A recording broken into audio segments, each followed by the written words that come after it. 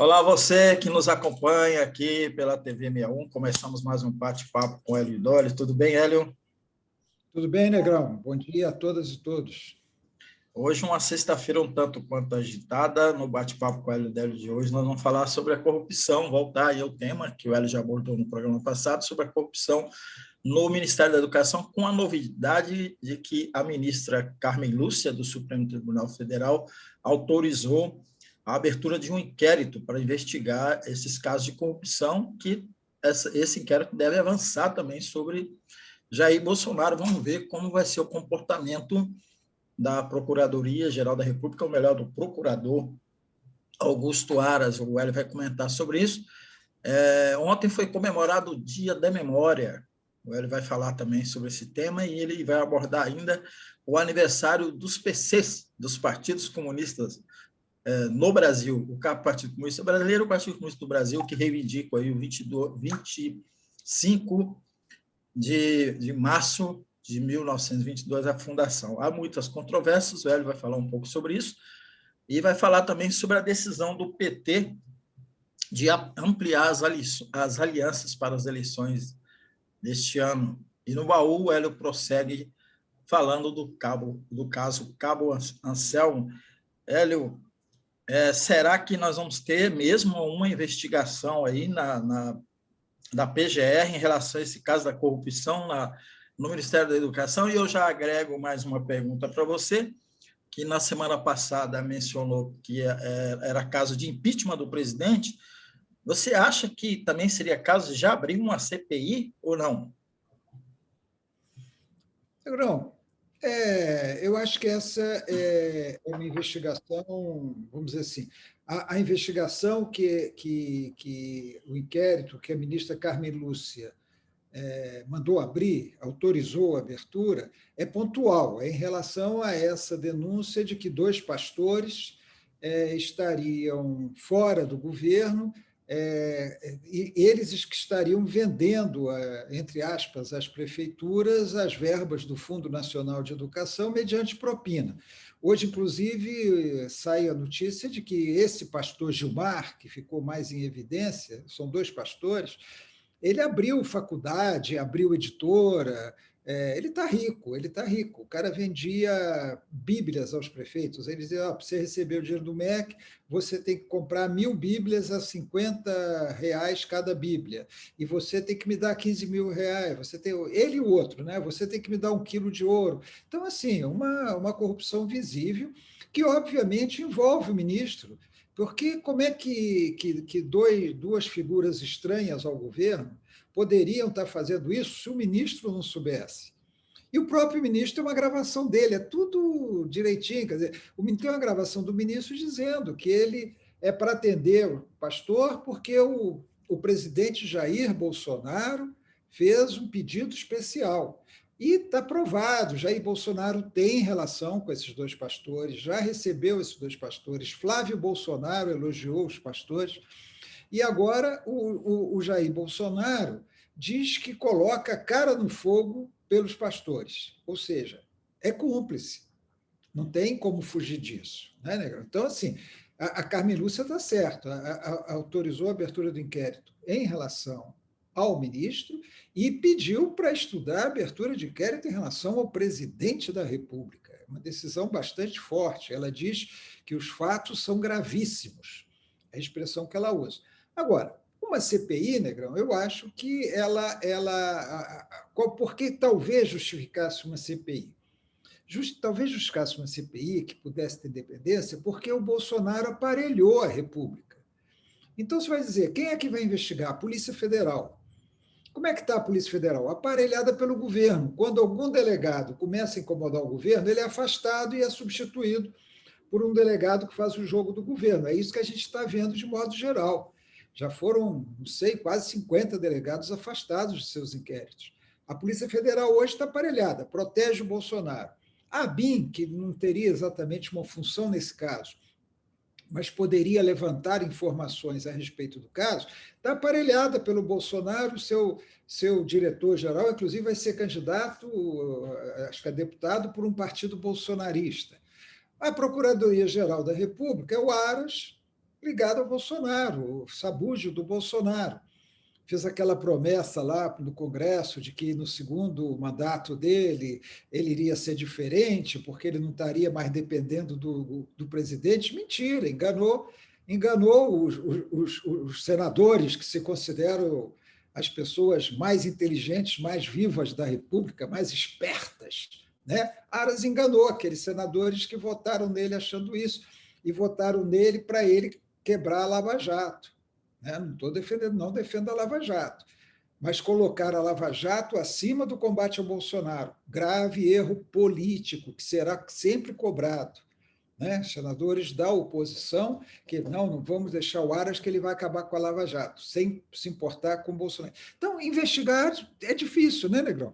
Investigar corretamente esse caso é difícil. Então, o Congresso seria um ente autônomo, teoricamente, para investigar. Agora, abrir uma CPI em ano eleitoral é sempre muito complicado, né? Nós estamos quase chegando já no prazo de começar a campanha eleitoral, teria que ser uma CPI rápida, teria que ser uma CPI muito ativa. Então, é a CPI que eu acho que, em situação normal, não se justificaria, porque os órgãos para investigar seriam a Procuradoria, o Ministério Público, a Polícia Federal, mas hoje ela poderia se justificar. Agora, o Bolsonaro vai passando impune em relação a todas essas acusações contra ele, Negrão. Primeiro, porque, você sabe, grande parte dos brasileiros nem tomam conhecimento desses fatos. Não toma conhecimento porque não lê jornal, não assiste televisão, então tem um acesso muito limitado às redes, então nem fica sabendo, ouve falar, mas não sabe o que é. E a outra grande parte, uma grande parte hoje que a gente está vendo que é expressiva, porque você falar que 3 em cada 10 brasileiros optam por Bolsonaro, você vê que é uma parcela expressiva da população, acredita nas fake news, acredita que o ministro é inocente, acredita que tudo isso é uma invenção da Globo ou de quem seja, que isso aí é o Lula querendo voltar ao poder, que Bolsonaro é um santo, que não existe corrupção nesse governo, o Bolsonaro sai repetindo que não existe corrupção nesse governo, e você vê nas redes sociais um bando de gente repetindo isso, que esse governo é honesto, que nesse governo não há corrupção. Então, é uma situação realmente difícil. Agora, como se diz popularmente, batom na cueca. Né? Quer dizer, essa aí não dá para defender. Não tem como defender, não tem como dizer que não aconteceu. Tem testemunhos de prefeitos que foram extorquidos. Né? E aí, Negrão, o que poderia mesmo ser investigado é como isso se estende para outros ministérios, porque é óbvio que está em outros ministérios também, não é uma exclusividade do Ministério da Educação. Né? É óbvio que esse processo dessa influência nefasta de igrejas no governo, rompendo com o princípio básico de que o Estado é laico, né? Essa tentativa de transformar o Brasil numa república teocrática, como é o Irã, por exemplo, né? Que é uma república teocrática que segue ensinamentos religiosos na condução do Estado, está causando esse mal todo. E a gente sabe que grande parte, nós não podemos nunca generalizar, nem em relação aos comandos dessas igrejas, nem em relação às bases. Né? A gente sabe que o índice de corrupção nos comandos dessa igreja é impressionante. É Silas Malafaia, pastor Everaldo, Crivella. A gente sabe como existe corrupção em comando de algumas dessas igrejas. Isso está aí provado mais uma vez. Pode ser a ponta do iceberg, né? Esse episódio aí do MEC, né? Do Ministério da Educação. Certamente. Sim. Não, certamente, você tem razão.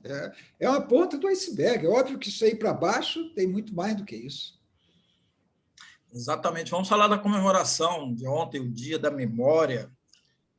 Hélio, o que significou essa data? Negrão, esse Dia da Memória ele é comemorado intensamente num país vizinho nosso, na Argentina. Você vê, né, 2 países tão próximos. Eu não vou dizer que são parecidos, porque são formações culturais distintas, colonização espanhola, colonização portuguesa aqui, Tem várias outras diferenças. O povo argentino tem um nível de instrução, de educação formal muito superior ao do brasileiro. Você anda pelas ruas das principais cidades argentinas, Negrão, a cada momento você está passando por uma livraria, né? Coisa que não acontece aqui no Brasil. E pior, né? Melhor, as livrarias cheias, as livrarias com as pessoas comprando livros. Então, assim, não é questão de comparar. Mas o fato é o seguinte: o Dia da Memória foi comemorado ontem na Argentina com grandes manifestações populares, comemorando o Dia da Memória, que é uma data institucionalizada há cerca de uns 20 anos, que é uma data institucionalizada na Argentina. Então, olha só a diferença. Aqui no Brasil, o que nós estamos prestes a ver sendo comemorado é o 31 de março, que é o dia em que os militares comemoram o golpe de 64. No golpe de 64, foram praticadas tantas atrocidades quanto foram praticadas na Argentina. A essência é a mesma. Apenas o seguinte: a Argentina, um país menor do que o Brasil, a ditadura lá, embora também tenha durado menos, aqui a ditadura durou de 1964 a 85. Na Argentina, ela durou de 1976 a 83, um tempo bem menor, mas morreu muito mais gente. Né? Morreu muito mais gente, foram muito mais assassinatos, foram governos militares muito mais violentos do que os nossos aqui no Brasil. Mas eles comemoram, e eles não deixaram passar barato, como nós deixamos aqui no Brasil, inclusive com a decisão do Supremo Tribunal Federal, que não quis rever a lei da anistia. A lei da anistia, ela existiu, nós já falamos sobre isso aqui, ela existiu no momento em que o confronto de força era ditadura ainda. Então, praticamente, a ditadura impôs o seu modelo de anistia, porque a anistia foi aprovada em 79, a ditadura acabou em 85. E os setores que queriam uma anistia mais ampla tiveram que aceitar aquela anistia. Já na democracia, tentou-se reverter essa anistia para punir os criminosos que haviam torturado, que haviam assassinado. O Supremo Tribunal Federal não deixou, Negrão. E o ministro que foi relator do caso era um ministro que o PT badalava muito e foi nomeado pelo Lula, o Eros Grau.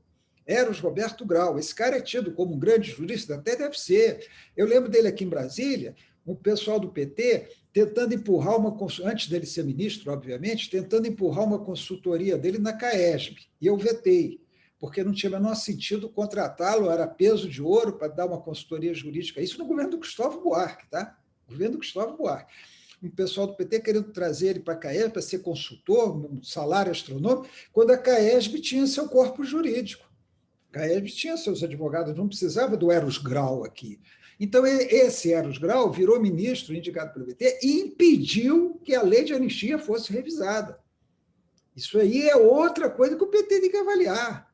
É muito grave, porque na Argentina, Negrão, foram 1.058 condenados. Tem um ex-presidente da República, ditador, Jorge Videla, que foi um dos mais pesados ditadores no golpe da Argentina. Ele foi condenado à prisão perpétua. E morreu na prisão. Você teve, no julgamento, você teve absolvidos, teve 100 e tantos, 150, 160 absolvidos. Não foram todos condenados. Muitos morreram antes do julgamento concluir, foram quase 1.000, eles já eram mais velhinhos, né? Quase 1.000 morreram antes, né? E até hoje tem foragidos.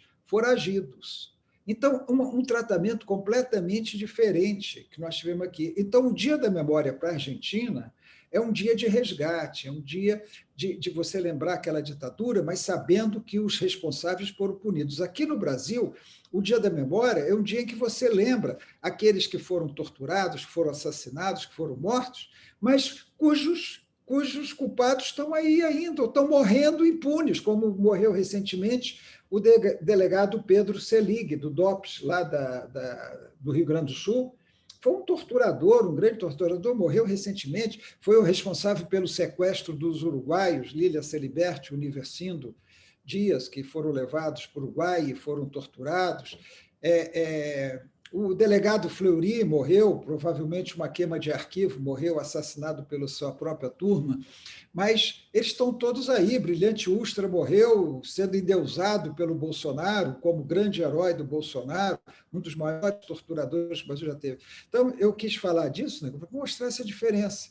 Como a Argentina trata a sua memória e como o Brasil trata, em que nós chegamos a ponto de eleger um presidente da República que exalta esses que deveriam ter sido condenados, presos, deveriam ter cumprido pena, muitos deles, pelas idades, morreriam nas prisões, porque eles são acusados de crimes gravíssimos, crimes de tortura, crimes de assassinato nas prisões ou mesmo fora das prisões. Eu gostaria que você falasse, nós tivemos a iniciativa aqui, especialmente no governo Dilma, da Comissão da Memória e Verdade, né, que atuou no âmbito do governo, no Ministério dos Direitos Humanos, mas também tivemos a própria OAB, teve essa iniciativa, e outros segmentos também tiveram essa iniciativa. Parece que na ONB também, onde você lecionou, teve essa iniciativa. Várias comissões. Então, você podia fazer um apanhado aí sobre os resultados, né, que deu e as resistências, né, porque muita coisa ficou pendente, né? Os resultados, Negrão, viraram relatórios, textos. Eu fui presidente da Comissão de Memória e Verdade do Sindicato dos Jornalistas aqui de Brasília. Presidi a comissão, nós ouvimos vários depoimentos, elaboramos um relatório. Eu prestei depoimento na Comissão de Verdade da UNB. Prestei meu depoimento na comissão, falei das coisas e tal. Virou um relatório. A Comissão Nacional da Verdade, nós estivemos lá levando denúncias que tinham sido apuradas na investigação do sindicato. Nas investigações, nós apuramos denúncia de que presos haviam sido levados para prédios na esplanada dos ministérios e haviam sido torturados na esplanada dos ministérios. Olha a gravidade disso, né? Não foi num quartel distante, numa prisão distante, foi nos prédios dos ministérios, dos antigos ministérios da Marinha e da Guerra, do Exército, que chamava Ministério da Guerra antigamente, né? Inclusive eu fui para o Ministério do Exército, fui levado para o Ministério do Exército. A Comissão da Verdade não incorporou essa informação no seu relatório final, eu não sei por quê, não sou capaz de... Mas a Comissão da Verdade você não tenha dúvida que um dos fatores de desgaste da Dilma perante os militares foi isso. Eles ficaram revoltados por ter sido aberta essa Comissão da Memória e Verdade para investigar os crimes na ditadura. Eles ficaram revoltados, isso provocou mobilizações nos quartéis, nos comandos das Forças Armadas. Eles não querem ser investigados, eles se consideram acima do bem e do mal, e nunca fizeram autocrítica. Cobra-se uma autocrítica do PT, né, Negrão? Inclusive, eu sou a favor de que o PT tivesse feito uma autocrítica. Eu pessoalmente, sou a favor. Não sou do PT, mas acho que poderia ter feito. Eu acho a autocrítica um instrumento muito válido. Mas os militares não querem fazer autocrítica do que eles fizeram no Brasil de 1964 a 85. Pelo contrário, eles se exaltam por isso, dizem que eles garantiram a democracia no país, que graças a eles existe democracia, que houve um grande desenvolvimento, que é uma informação parcial, houve em determinada época, depois houve o caos, né? E dizem que foi tudo bem naquele período, grande parte da população, inclusive, que não viveu aqueles momentos, mas mesmo muitos que viveram, têm uma visão distante dessa questão da ditadura.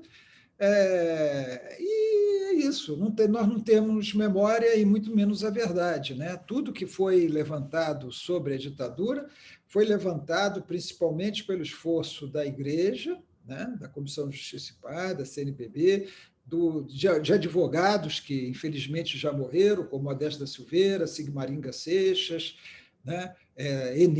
A doutora Eni, que levantaram esses dados, das pessoas que viveram aquilo e que contaram suas memórias, e dessa Comissão da Verdade. Porque, em termos do Estado mesmo, fora a Comissão da Verdade, não houve nada. E a Comissão da Verdade, sucedida pelo Temer, quando Dilma foi sucedida pelo Temer, que não quer saber disso, e depois pelo Bolsonaro, morreu, né, Negrão? Exatamente, Hélio.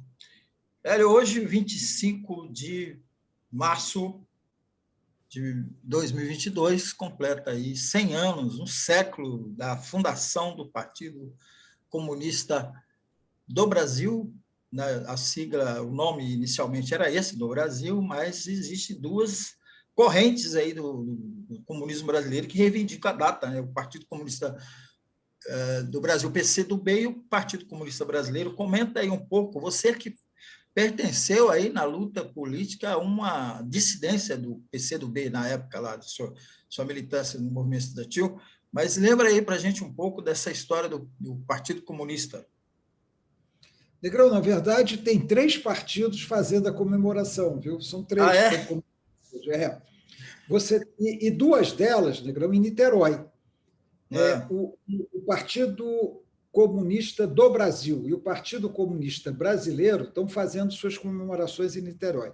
Um partido que não tem comunista no nome, o Cidadania, está fazendo uma comemoração no Rio de Janeiro.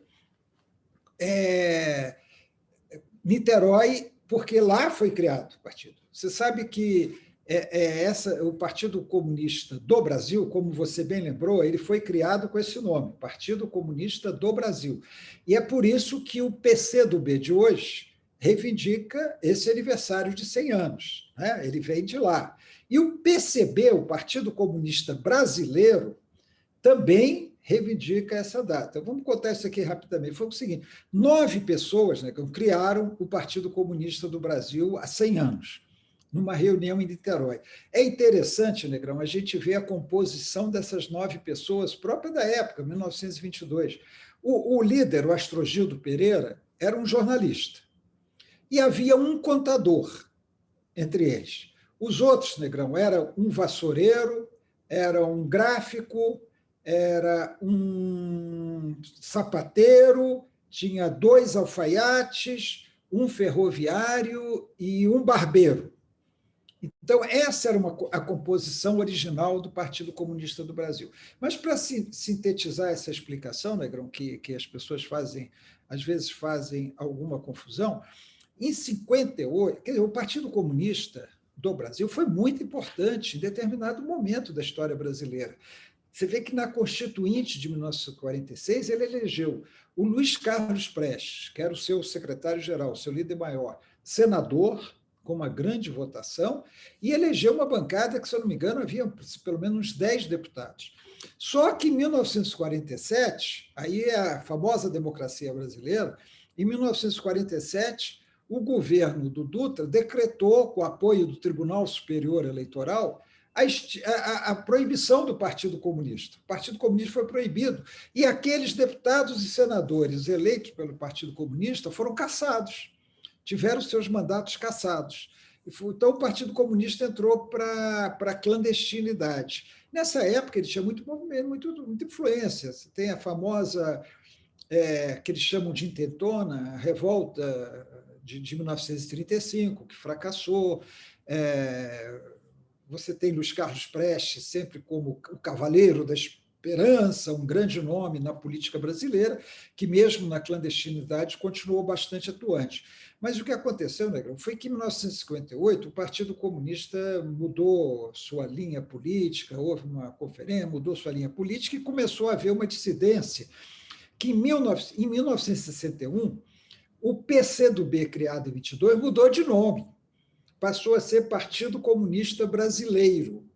Por que ele mudou de nome? Porque era acusado de não ser um partido brasileiro, era um partido internacional com sua seção brasileira, daí o do Brasil. Então, para tirar essa ideia, mudou o nome para brasileiro, Partido Comunista Brasileiro.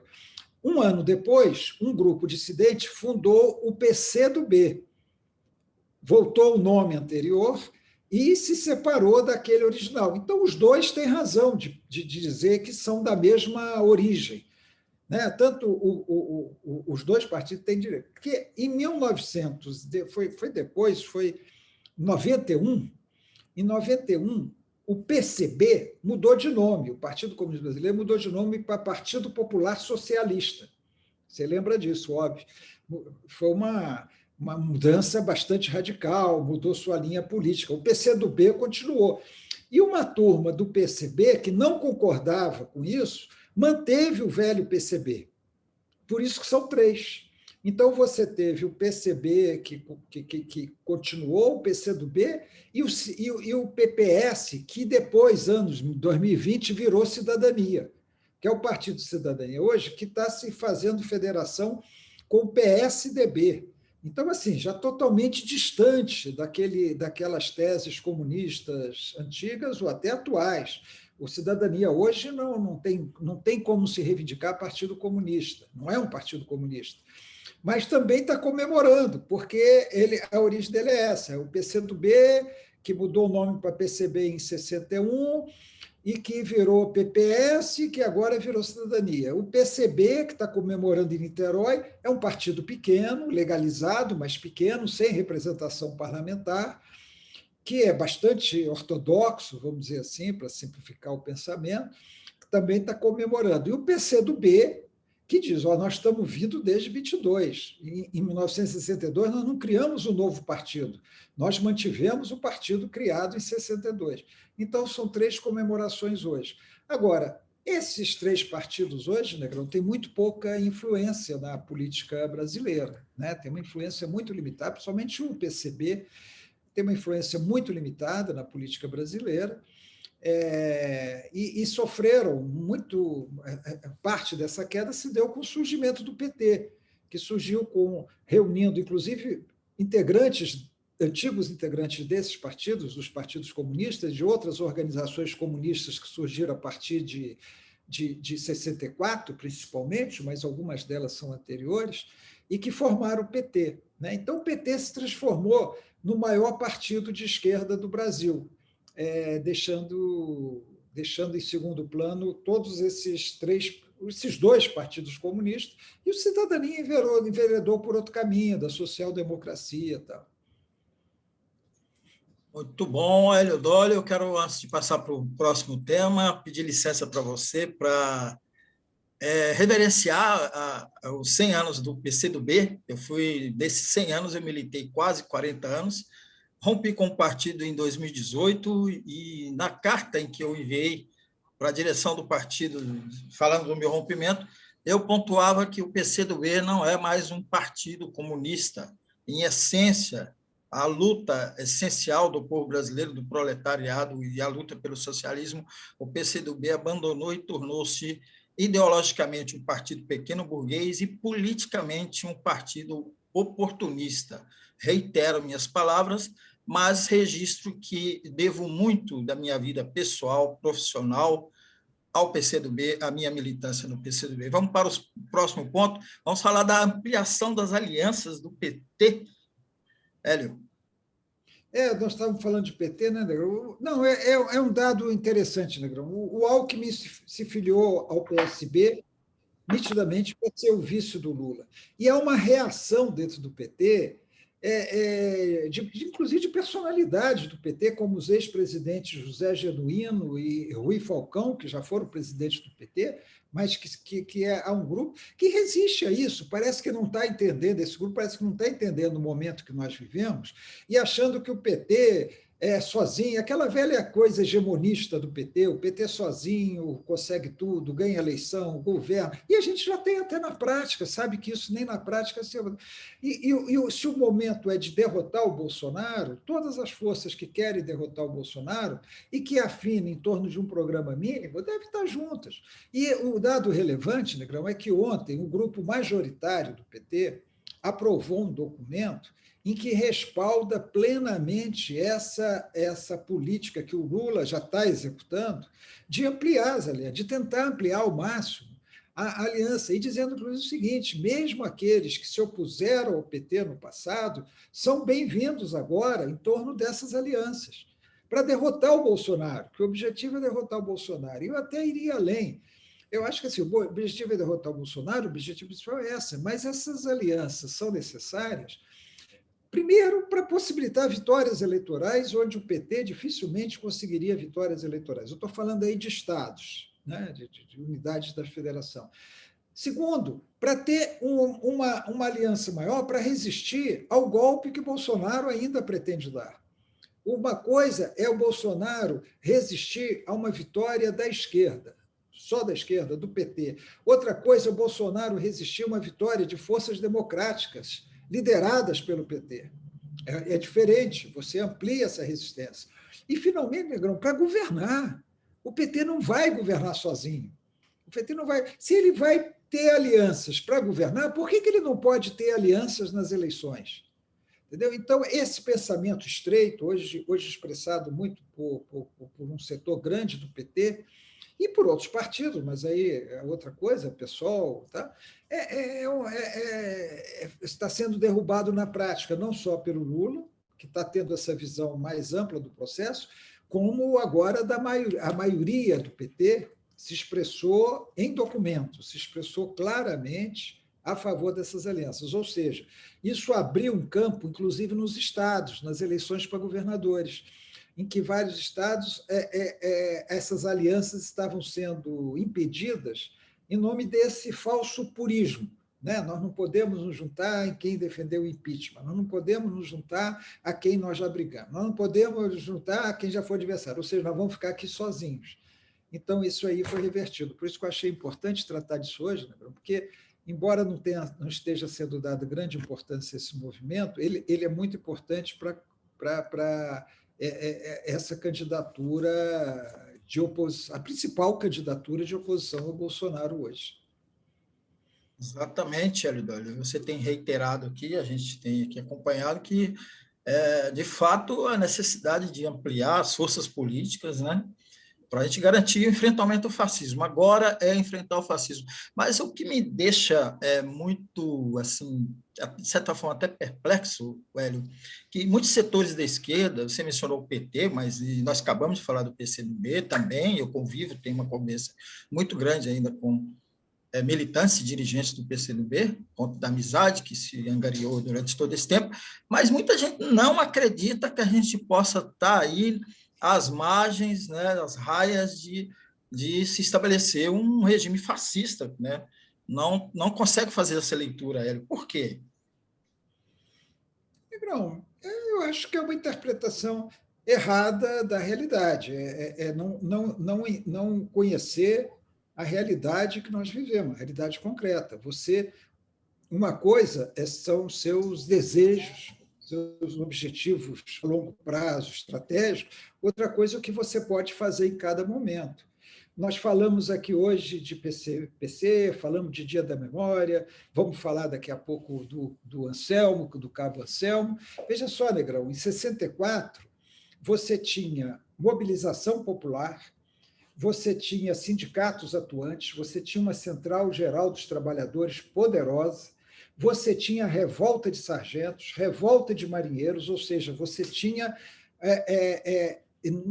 em setores das Forças Armadas um pensamento de esquerda, progressista, democrático. Nem isso impediu o golpe. Nem tudo isso impediu o golpe. Você tinha um presidente da República. Né? Então, isso não impediu o golpe. Então, você não analisar a realidade concreta, achar que está muito forte, que consegue tudo, é desconhecer uma realidade que nós estamos hoje numa grande desvantagem, inclusive em relação à conscientização, ao nível de informação que a população tem. Se nós tivéssemos um sistema educacional melhor, se tivesse uma informação correndo mais livremente no país e com pessoas letradas, pessoas que pudessem ler, entender, interpretar textos, nós não teríamos Bolsonaro com 30% dos votos.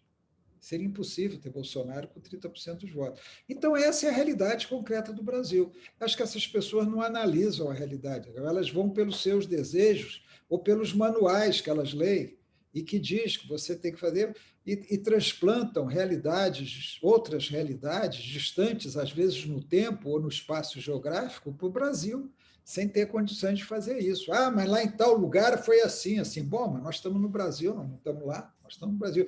Ah, mas em 1917 o Lenin fez assim, assim. Tá, mas 1917, agora é 2022, era a Rússia lá, agora é Brasil.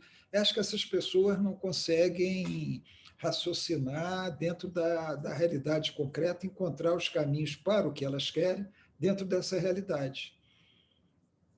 Vamos então para o Baldo Hélio. No Baldo Hélio, a terceira parte do episódio, Cabo Anselmo, o agente duplo da ditadura.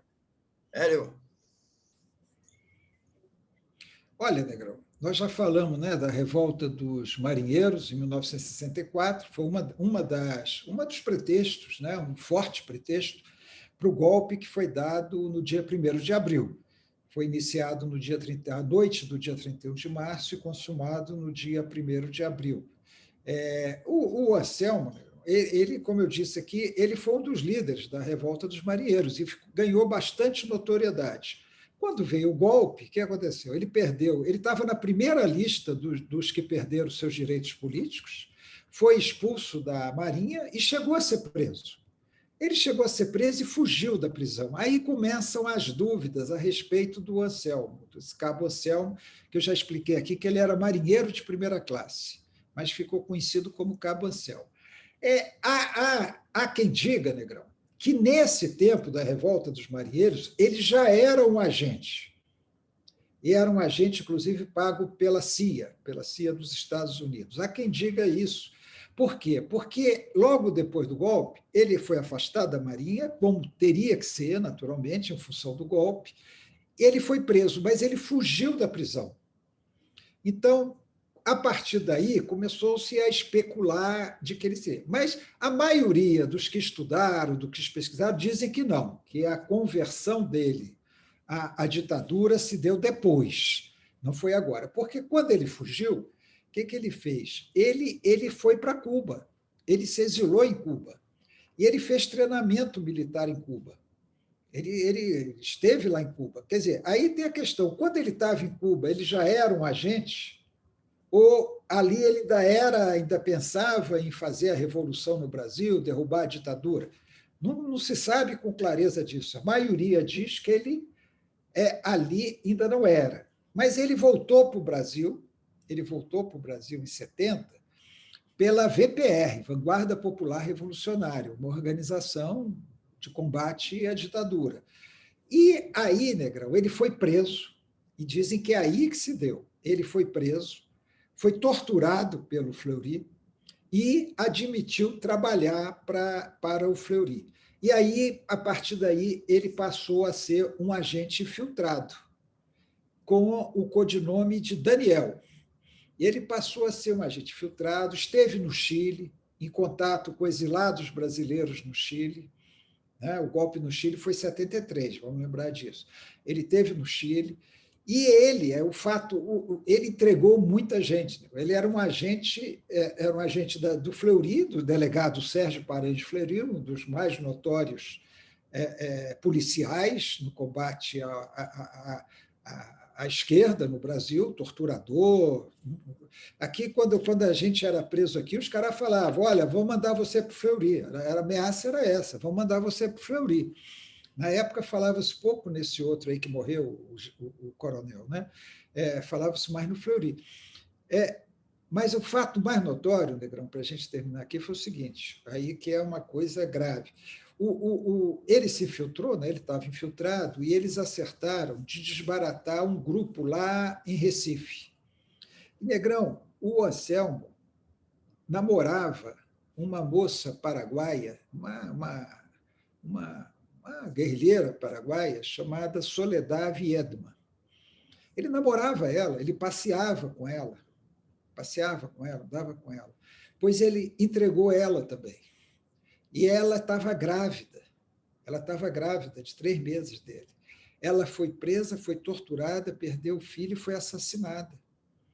Então, ele entregou a própria namorada. Você vê assim o nível de integração que ele tinha com a ditadura. Depois disso, quando ele foi desmascarado.